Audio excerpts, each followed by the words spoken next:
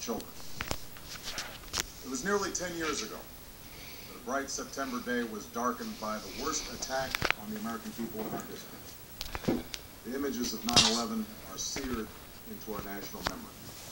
Hijacked planes cutting through a cloudless September sky, the Twin Towers collapsing to the ground, black smoke billowing up from the Pentagon, the wreckage of Flight 93 in Shanksville, Pennsylvania, where the actions of heroic citizens saved even more heartbreak and destruction. And yet we know that the worst images are those that were unseen to the world. The empty seat at the dinner table, children who were forced to grow up without their mother or their father, parents who would never know the feeling of their child's embrace, nearly 3,000 citizens taken from us, leaving a gaping hole in our hearts. On September 11, 2001, in our time of grief, the American people came together. We offered our neighbors a hand, and we offered the wounded our blood. We reaffirmed our ties to each other and our love of community and country.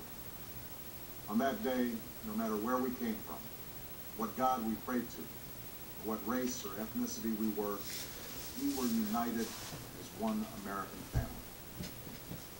We were also united in our resolve to protect our nation and to bring those who committed this vicious attack to justice.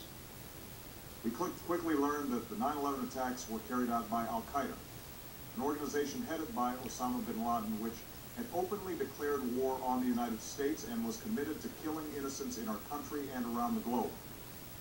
And so we went to war against Al-Qaeda to protect our citizens, our friends, and our allies. Over the last 10 years, thanks to the tireless and heroic work of our military and our counterterrorism professionals, we've made great strides in that effort. We've disrupted terrorist attacks and strengthened our homeland defense. In Afghanistan, we removed the Taliban government, which had given bin Laden and Al-Qaeda safe haven and support. And around the globe, we've worked with our friends and allies to capture or kill scores of Al-Qaeda terrorists, including several who were a part of the 9/11 plot. Yet, Osama bin Laden avoided capture and escaped across the Afghan border into Pakistan. Meanwhile, Al-Qaeda continued to operate from along that border and operate through its affiliates across the world. And so shortly after taking office, I directed Leon Panetta, the director of the CIA, to make the killing or capture of bin Laden the top priority of our war against Al-Qaeda, even as we continued our broader efforts to disrupt, dismantle, and defeat his network. Then, last August, after years of painstaking work by our intelligence community, I was briefed on a possible lead to bin Laden. And it took many months to run this thread to ground. I met repeatedly with my national security team as we developed more information about the possibility that we had located bin Laden hiding within a compound deep inside Pakistan. And finally, last week, I determined that we had enough intelligence to take action and authorized an operation to get Osama bin Laden and bring him to justice. Today, at my direction, the United States launched a targeted operation against that compound in Abbottabad, Pakistan. A small team of Americans carried out the operation with extraordinary courage and capability. No Americans were harmed. They took care to avoid civilian casualties. After a firefight, they killed Osama bin Laden and took custody of his body. For over 2 decades, bin Laden has been Al-Qaeda's leader and symbol, and has continued to plot attacks against our country and our friends and allies. The death of bin Laden marks the most significant achievement to date in our nation's effort to defeat Al-Qaeda. Yet his death does not mark the end of our effort. There's no doubt that Al-Qaeda will continue to pursue attacks against us.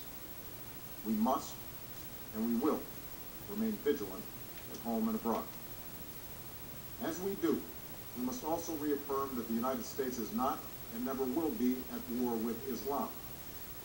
I've made clear, just as President Bush did shortly after 9/11, that our war is not against Islam.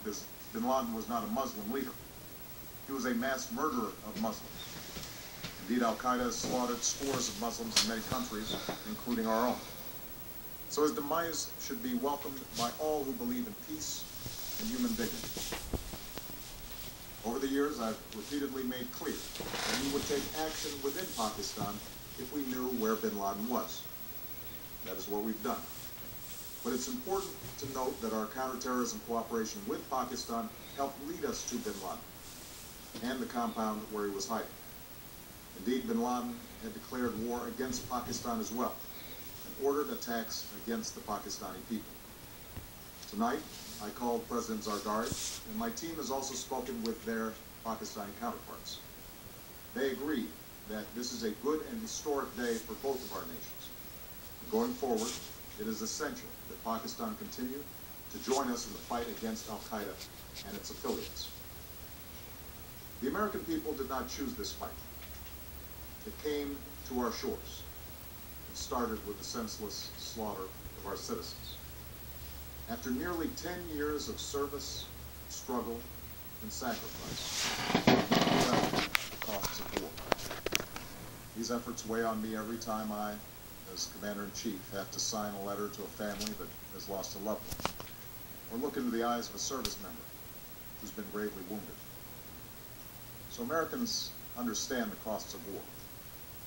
Yet, as a country, we will never tolerate our security being threatened, nor stand idly by when our people have been killed. We will be relentless in defense of our citizens and our friends and allies. We will be true to the values that make us who we are. And on nights like this one, we can say to those families who have lost loved ones to Al-Qaeda's terror, justice has been done. Tonight, we give thanks to the countless intelligence and counterterrorism professionals who've worked tirelessly to achieve this outcome. The American people do not see their work nor know their names, but tonight they feel the satisfaction of their work and the result of their pursuit of justice. We give thanks for the men who carried out this operation, for they exemplify the professionalism, patriotism, and unparalleled courage of those who serve our country. And they are part of a generation that has borne the heaviest share of the burden since that September day. Finally, let me say to the families who lost loved ones on 9/11 that we have never forgotten your loss, nor wavered in our commitment to see that we do whatever it takes to prevent another attack on our shores. And tonight, let us think back to the sense of unity that prevailed on 9/11. I know that it has at times frayed, yet today's achievement is a testament to the greatness of our country and the determination of the American people. The cause of securing our country is not complete, but tonight we are once again reminded that America can do whatever we set our mind to. That is the story of our history. Whether it's the pursuit of prosperity for our people, or the struggle for equality for all our citizens, our commitment to stand up for our values abroad, and our sacrifices to make the world a safer place. Let us remember that we can do these things not just because of wealth or power, but because of who we are. One nation, under God, indivisible, with liberty and justice for all. Thank you. May God bless you. And may God bless the United States of America. That was U.S. President Barack Obama making a